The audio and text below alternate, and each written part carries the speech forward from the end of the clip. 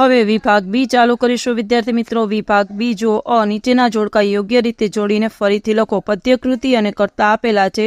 જો 17મું દીકરી તો એના સામે લખો અશોક ચાવડા બેદિલ।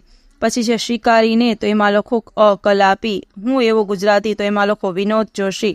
અને વતનથી વિદાય થતા તો કે જયંત પાઠક।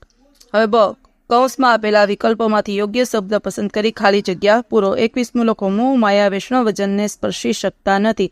22મું સૂર શરણાઈ અને ભીડ દ્વારા લગ્નનું દ્રશ્ય સ્ફુટ થાય છે। 23મું રાધાની આંખમાં ઉદાસી હોવાનું કારણ કૃષ્ણ વિરહ છે।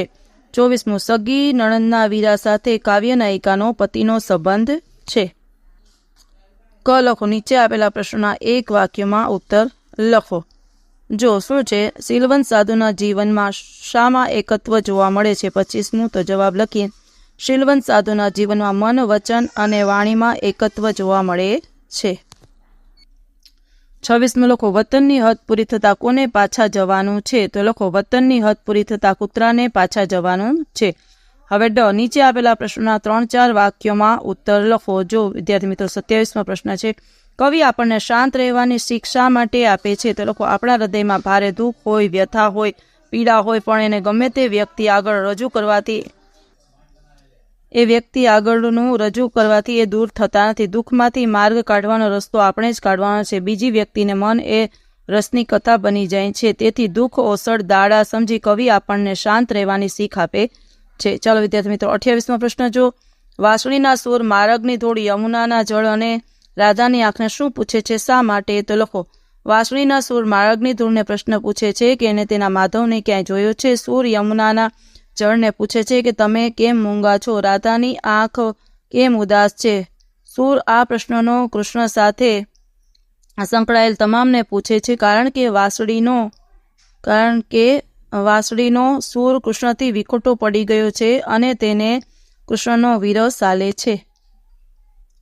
29મું લખો ચાંદલિયો લોકગીતના આધારે રાત્રિનું વર્ણન કરો। તો લખો શરદ પૂનમની રાત છે, સોળે કળાએ ખીલેલો ચંદ્ર, કાવ્ય નાયિકાનો ચોકમાં જાણે ઉગ્યો હોય તેમ વાતાવરણ શીતળ, મધુર અને રમ્ય છે। એ મધુર રમ્ય રાત્રિના આનંદની ઉત્સુકતાને લીધે સ્ત્રી પુરુષો ગરબે રમે છે।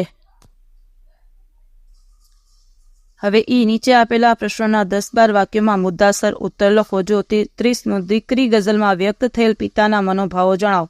તો લખો દીકરી ગઝલમાં કવિએ દીકરીના ગૌરવ અને ગુણો મૂલવ્યા છે। કવિને સ્વર્ગની એક દેવીમાં દીકરીની ઝલક દેખાય છે। દીકરી સુખડ ચંદન જેવી સુગંધ અને શીતળતા આપે છે। કુમકુમના તિલકમાં દીકરીનું સૌંદર્ય વસ્યું છે। દીકરીના હૈયામાં સ્નેહનું ઝરણું વહે છે એટલે જ એ મીઠડી લાગે છે। કોઈ વર્ષો સુધી ખડકમાંથી સુંદર શિલ્પ કોતરે એવી નકશીદાર દીકરી છે। લાજ, મર્યાદા, શરમ, ગૌરીવત જેવી પરંપરાગત હારમાળામાં દીકરી હંમેશા ફડકમાં ઉછળતી રહે છે। એને શિરે હાથ ફેરવી વહાલ કર્યું, આશીષ આપ્યા। એ દીકરી આજે કેવી સમજદાર થઈ ગઈ છે। આજે એ મને હાથ દે છે અર્થાત મને સહારો દે છે। આવી વહાલી દીકરીને કેમ ભૂલાય। જ્યારે શરણાઈના સૂર સાંભળું છું ત્યારે સગા સંબંધીઓની ભીડમાં પણ મારી આંખો ભીની થઈ જાય છે અને એ ભીની પલકમાં મારી દીકરી જ મને પ્રત્યક્ષ દેખાય છે। આમ વહાલી અને મીઠડી દીકરીના ગૌરવભર્યા સ્થાન અને માન હંમેશા પિતાના હૃદયમાં રહેવાના। 32મો લખો સારસીના ઉડી જવાથી કવિ પર થયેલી અસર તમારા શબ્દોમાં લખો।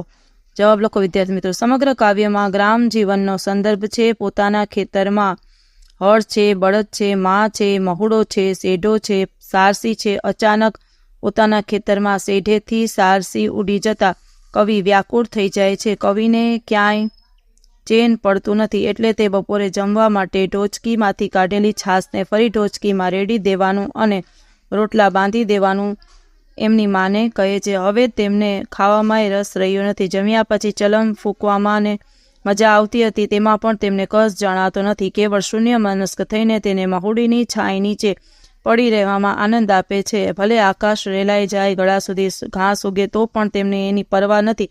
હવે તો બળદને હળ જોતરવાની પણ ન પાડી દે। સારસીના પ્રતીક દ્વારા તે પ્રતિબિંબિત થાય છે।